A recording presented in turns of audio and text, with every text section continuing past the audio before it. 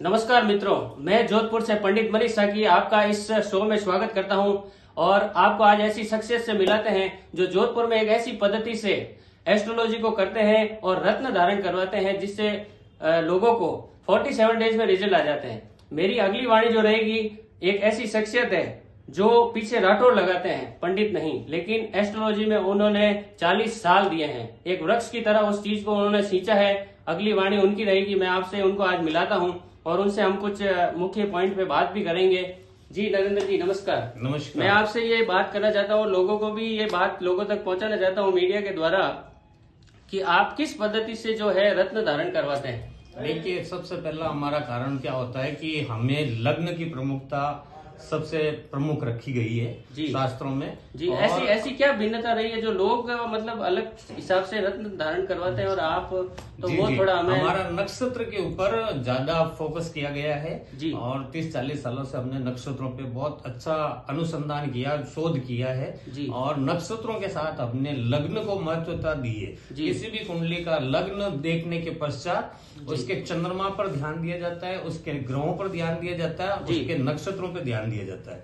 मान लिया जैसे किसी का अश्विनी नक्षत्र है और उसका अश्विनी नक्षत्र वाले का क्या विचार होना चाहिए। तो पहली बात तो अश्विनी नक्षत्र वाले व्यक्ति सबसे घर में सुंदर होते हैं, अच्छे स्वभाव वाले होते हैं, घर वालों को छोड़कर जीना पसंद नहीं करते, घर वालों के साथ रहना ज्यादा पसंद करते हैं। घर वालों से उनको कोई सपोर्ट नहीं मिलता, फिर भी वो घर वालों के लिए बहुत कुछ करना चाहते हैं। इसके अलावा वो इतने मेहनती ईमानदार व्यक्ति होते हैं कि वो कभी किसी के साथ दगा नहीं करते। तो ऐसे व्यक्ति का लग्न कहीं ना कहीं कन्या, मिथुन, वृश्चिक, मकर हो सकता है। तो अगर मकर लगन है तो वो व्यक्ति पतला दुबला लंबा और सुंदर होगा। क्यों कि मगर अपने आप में एक खूबसूरत शख्सियत है जो समुद्र में, तालाबों में रहकर अपनी पहचान बनाता है। लेकिन उसमें जैसे मगरमच्छ में एक चालाकी होती है कि अपने शिकार को तुरंत पकड़ना, ऐसा ही मकर लगन वाले का स्वभाव होता है कि वो अपने स्वार्थ के लिए या अपने कार्य के लिए किसी व्यक्ति को चुनता है तो उससे अपना कार्य करवाकर मानता है। मान लो वृश्चिक लगन वाला व्यक्ति है तो हम उसकी तुलना बिच्छू से करते हैं क्योंकि नक्षत्रों में राशियों को और ग्रहों को मिलाया गया। जी।